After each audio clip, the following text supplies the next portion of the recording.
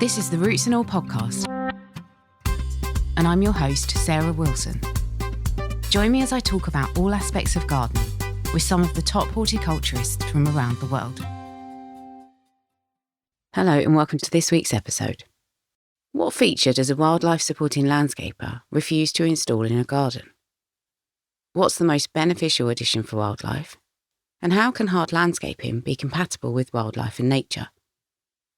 This week, my guest is former ecologist and founder of NatureScaping, Nick Townsend, who sheds light on building greener gardens. Nick uses his knowledge of ecology and the environment in his landscaping business in order to make better gardens and outdoor spaces for wildlife. I've graduated university in 2017 from Aberystwyth, and I ended up getting a master's in environmental management. And with that, I didn't really know what I wanted to do, to be honest. It's the classic story of going to uni, getting a degree and just sort of coming out of it and moving back in with the parents. They call us the boomerang generation. But with that, eventually, I got an internship to become an ecologist, which I was pretty passionate about at the time. You know, I really liked the idea of doing newt surveys and bat surveys and helping out wildlife that way. But it was quite a lot of office work. And yeah, I didn't particularly gel that well with sitting in the office quite a lot. And then COVID came around and I lost that ecology job because of COVID. So I was in the situation where I was living with my parents. I was jobless. Sounds a bit depressing when I say it out loud, but I was in that situation. So I kind of thought, well, now's my chance to decide what I really want to do in my life. And I knew that I wanted to work outside and ideally with some kind of nature in mind. It was as vague as that. So I ended up doing a bit of volunteering in the Peak District at the Roaches. So working with this group of guys every Friday, doing like pathway maintenance and a bit of dry stone walling, stuff to boost the CV to get a job that would be outside and ideally working with nature. And I did 2 whole days with them and herniated a disc in my spine. So it didn't start very well. And that herniated disc meant that I was off work for like 4 months. So it's kind of ironic, really. The thing that I was doing to increase my CV made me not able to work for a number of months. So that's when it got really depressing, living with my parents in physical pain and just not working because I couldn't really stand up. And during that period of, back pain, just by chance, an old friend got in touch with me and she knew that I used to be an ecologist and she wanted a bit of advice on how to increase biodiversity in a garden that she was planning. So she basically asked me to come up with a garden design that incorporated a load of wildlife friendly features. So I thought, yeah, why not? I've literally got nothing else better to do, just lying down all day. So I did a load of research and looked up how to basically landscape. So started off simple, watching YouTube videos on the basics of landscaping, how to lay patios and stuff, as well as a piece of software called SketchUp, which is a 3D modeling software, which I used to come up with this garden design for my friend. So it took me a few weeks, but I produced this document with a garden design that had a load of features in that would increase wildlife, and I sent it over to her. And I think she was pretty happy with it. It was quite a large document in the end. I think I went a bit overboard, but for your first one, you never really know what to do. But yeah, she's pretty pleased with it. And she decided to go ahead with the project. And at that point, I thought, yeah, why not? I mean, I've done all this research. I've looked into how to become a landscaper and how to increase biodiversity in like a garden setting. So why not try my hand at a little bit of landscaping? So I got in touch with the Prince's Trust. And for those of you who don't know, Prince's Trust is a charity that helps young people set up businesses. So they provide a free business mentor and help with accountancy and help with marketing and stuff like that. So I spoke to the Prince's Trust, got a business mentor, and we started discussing basically how to set up a landscaping business with very little experience. And from that, I decided to start the business with the niche in mind of landscaping with wildlife in mind, and landscaping with the aims of increasing biodiversity in domestic settings, in garden settings. So it basically came from that, really. Yeah, I ended up buying a really bad van and getting a few basic tools. And I got in touch with an old school friend who was a self-employed handyman at the time. And I asked him if he wanted to come and join and do a few gardens with me, see how it went. Yeah, we just started off small. First of all, got a little patio job and just sort of built it up from there, really. It appears that a lot of people appreciate the niche of landscaping with both people and wildlife in mind. So that's how it came to be, really. Fantastic. What a story. And out of a not very good situation came a kind of drive to do something really positive. You really did take the ball by the horns and just got on with it. And that is brilliant. So you've got a company at the moment, which is NatureScaping. And you said actually people are interested in the way you work. Who are your typical clients? Are they people that come to you specifically because of what you do, or are they people that come and then you win them over with your approach? Yeah, it seems like most people are interested in helping out wildlife. I think most people have a general awareness of what's going on in the world with climate change and habitat loss and things. I'd say there's probably a 50-50 split between our clients of people who actively seek us out and want an aspect of their garden either rewilding or like a wildlife friendly feature putting in. And the other 50% of people are just interested in basic landscaping, so getting a patio or a pergola or a bit of fencing. But whenever I speak to clients, oftentimes we suggest things to clients that are wildlife friendly that they may not necessarily have thought of. Because if you're not in this industry and you haven't done a bit of research, you might not necessarily be aware that, for example, you can get like a wildflower meadow in turf form, or you can get things like bog gardens, niche stuff like that that you wouldn't necessarily think of if you weren't a landscaper. So we do suggest these different features to people. Try not to be too pushy because nobody likes being lectured about stuff. But yeah, it seems like most people do have a general interest in helping out local wildlife for sure. That's very heartening to hear, I have to say. And if the person wasn't the right fit for you, I presume you would just say, okay, well, we're not going to maybe be able to work in the way that we want to. So are there times when you might just say, okay, well, we may not be the landscaper for you? Yeah, it has happened on occasion. It's a bit more rare than you'd think. Maybe because the marketing for the business is aimed at sort of wildlife friendly landscaping. Maybe people who really aren't interested in it wouldn't even get in contact in the first place. But there's a couple of jobs that we have had to turn down or at least alter in a pretty major way. And they mainly revolve around AstroTurf, to be honest with you. Yeah, I flat out refuse to put in any fake grass. It's one of my passions, how much I dislike it. So it's mainly that nature of job, really. But most people are willing to be flexible. I think if you have just an honest, calm conversation with someone about the impacts of different features that they may want, then oftentimes they're willing to switch up the design a little bit. That was going to be one of my questions actually about the fake grass. But I was thinking as well, I looked on your website and you've obviously got examples of your projects. And there are times when people want and need hard landscaping in a garden. It's just a feature of life and, it makes the garden usable in a lot of instances. So is hard landscaping ever compatible with nature and wildlife? Or do you sort of take the hit if you want to put that, say, around the house? Do you then maybe say to the client, let's offset the impact of that by putting a wildlife friendly feature in another part of the garden? Yeah, it's a good question, and it's kind of case by case specific because in a lot of projects we're replacing one patio, for example, with a new, better patio. We never destroy really nice habitat to put in a patio or some decking or whatever. A lot of times, our general projects is that we'd go into a garden that's basically featureless.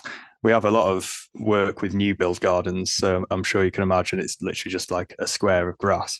And I think there can be a balance between hard landscaping and wildlife friendly landscaping. We certainly try and strike the balance anyway. Yeah, I think most projects that we get involve hard landscaping in some form or another.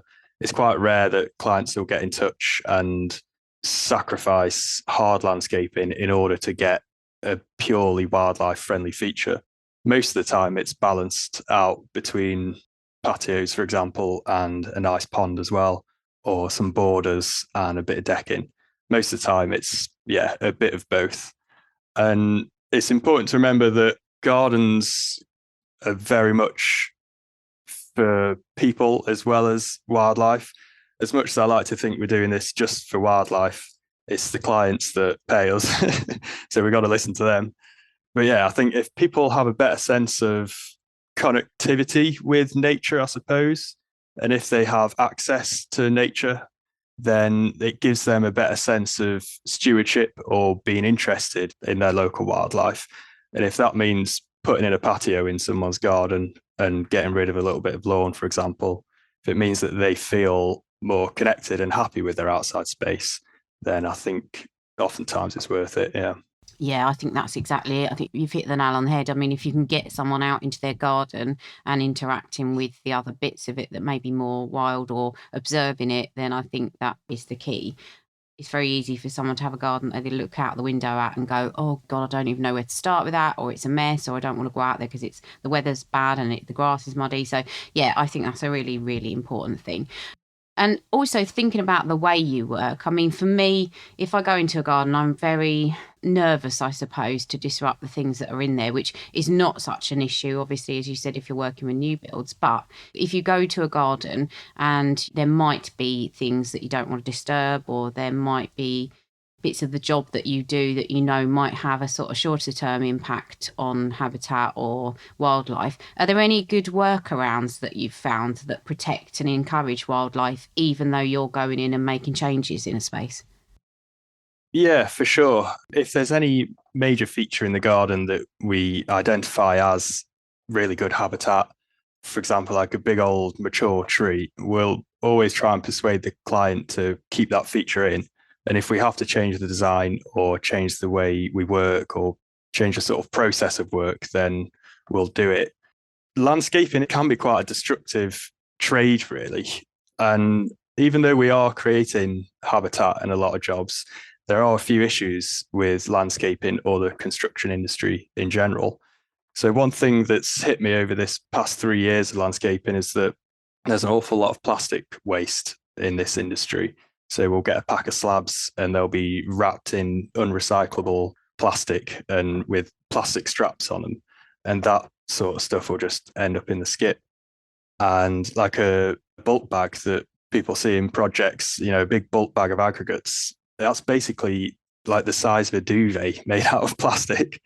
And they're pretty hard to recycle. There's a few recycling plants dotted around the UK, but generally for most projects, all this plastic will end up in the skip as well. And it's not just plastics, there's material waste. So there's some estimates that says 30% of materials used in a construction job, like a landscaping job, end up as waste, whether that's like excavation materials or leftover materials or cut-offs. So there's a lot of wastage and also a lot of CO2 produced as well. It sounds pretty bad, but the way I look at it, if we're able to cut down a little bit on these plastic waste items, so for example, using materials that are already on site or using reclaimed materials instead of brand new materials, and at the same time, we're able to create habitat that wasn't there before and significant habitat as well, then do the ends justify the means? Is it worth all this destruction, unavoidable destruction, I suppose? I think if the end result is a positive net gain in biodiversity, then I think so, yeah. But to go back to the original question, it's definitely not without its issues, not without its destruction or waste materials. But I think as long as we're getting a biodiversity net gain in most jobs, hopefully it's worth it. And you mentioned obviously the artificial turf. Is there anything apart from that that you won't build or install, or you're just really not in favour of? I think artificial turf is probably the main one, to be honest. There's some things that we won't do. For example, a client contacted me a couple of years ago asking if we could fill in a wildlife pond, a mature wildlife pond, in order to replace it with a patio. And I had to turn that job down because I went to go and look at the pond and it was like full of lilies and plants and things. And there's probably amphibians in there. There's definitely invertebrates. And I just couldn't bring myself to take that job on, just completely destroying habitat for no net gain of biodiversity. So apart from that, I think it's just the astroturf that's the main thing that we won't do. I've heard a lot of people actually get asked to fill in ponds. I think it's not that uncommon, sadly, and it is a tricky thing to do, definitely. But sort of spinning it on a positive, obviously, you mentioned putting in wildlife ponds. That's a brilliant thing, I'm sure, for gardens and for wildlife. Are there any other features that you like installing because of their benefit to wildlife? Yeah, I think I mentioned earlier about the wildflower turf. That's really good because wildflowers, well, they're a fantastic habitat and source of food for loads of different pollinators and invertebrates and things. But they can be pretty tricky to grow from seed. You need the right type of soil, you need to sow them at the right time, and they do require a fair bit of maintenance. So whenever I suggest we get a patch of wildflowers, or if clients ever request wildflowers, I'll always suggest wildflower turf. And there's loads of different types of wildflower turf you can get with loads of different types of flowers that flower at different times of year and grow to different heights. So I think aside from putting in self-sustaining wildlife ponds, I think wildflower turf is probably our next go-to boost for biodiversity. And I think there might be a perception, and it might be right or it might be, not quite correct, but sometimes wildlife gardens are seen as potentially more difficult to maintain. Do you have to work towards explaining to a client how the garden will evolve, or do you just at that point, once you've finished your job, do you then hand it over to wonderful maintenance people and let them deal with it? Whenever we put in a feature like a pond or a bit of wildflowers or just a border, then I will explain that, well, everything needs a little bit of maintenance.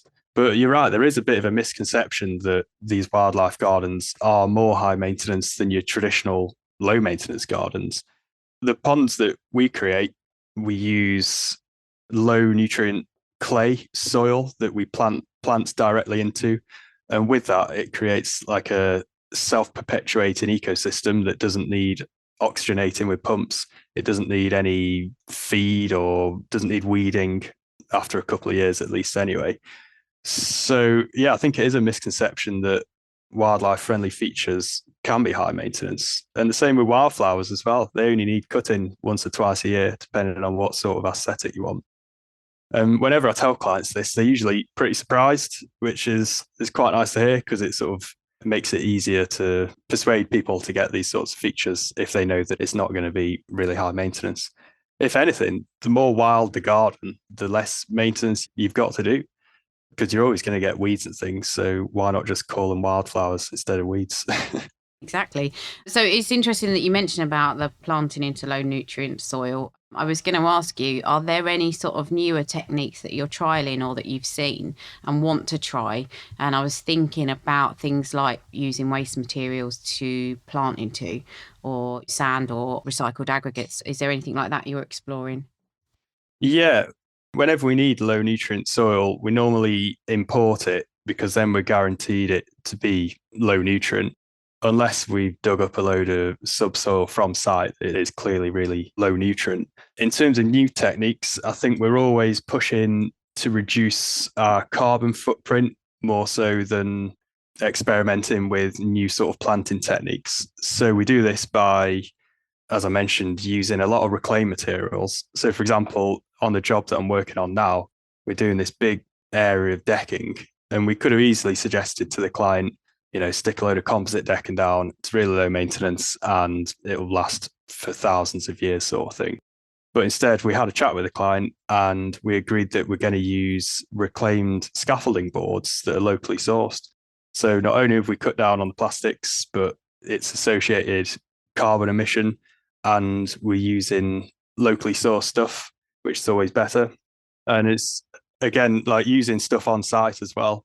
So if we're taking down an old brick wall, for example, to put in a patio, we can actually use those bricks to crush up and use as a sub base for the patio.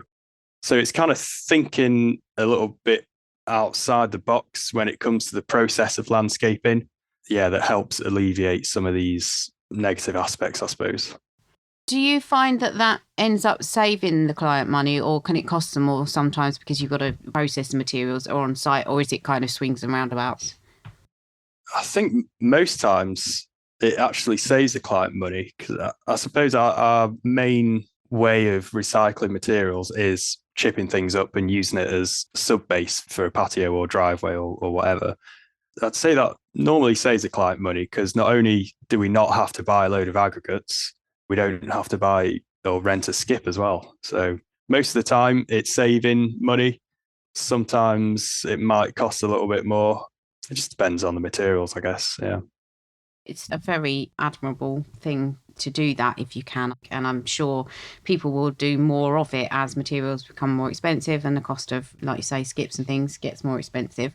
Thinking about the wider picture, do you think things in the industry are changing? Are you confident with the way things are progressing?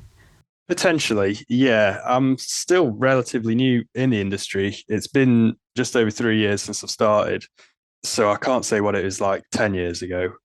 But there seems to be a growing awareness, definitely. And there are a few promising new innovations, like no dig subbases, which is like a grid system that you put around tree roots that you can then build on top of.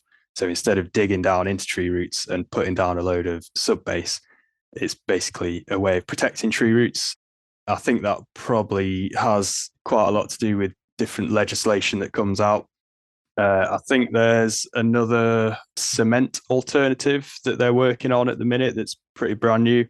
So yeah, I'd like to think that because of the general public's awareness or government awareness of the impact that the construction industry is having around carbon emissions and waste, that hopefully biodiversity beneficial inventions and innovations are going to come out in the future. I think a focus for the podcast lately has been thinking about how people work, especially if they're in the industry. And sometimes you can be lone working, or you can feel you're not necessarily part of a bigger network as you would be if you worked for a larger company, for example. Are there things that could be useful to you in terms of supporting your business, or what would you need to make your life easier and help the way that you want to work? Yeah, there's definitely resources out there. It can be a bit of a isolated trade, I suppose, because it's just my team and I going to different clients, and that's it. If you're not careful, you'd never have access to other contractors and their way of working with it. In the future, we are going to look to expand, and with that will come a membership to a couple of different landscaping bodies that basically fosters a community of loads of different landscapers around the UK. From that, you could bounce ideas off each other and get a better sense of which way the industry is heading in.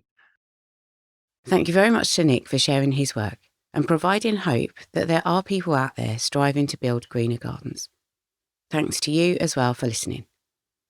If you like this episode, I recommend checking out episode 302 with Dave Warmer of Greenheart Horticulture and episode 273, Landscape Led with Alexandra Steed. You can download or listen to the podcast direct from the website rootsandall.co.uk. Please also check out my Patreon, where you can make a one-off donation or take out a monthly subscription to help support the podcast. Because if you enjoy the show, please help it continue. I also have a GoFundMe where you can make a one-off donation. Even a one-off donation of £1 helps, and I'll be really grateful for your support. So please go to Patreon or GoFundMe and search for Roots and All Podcast.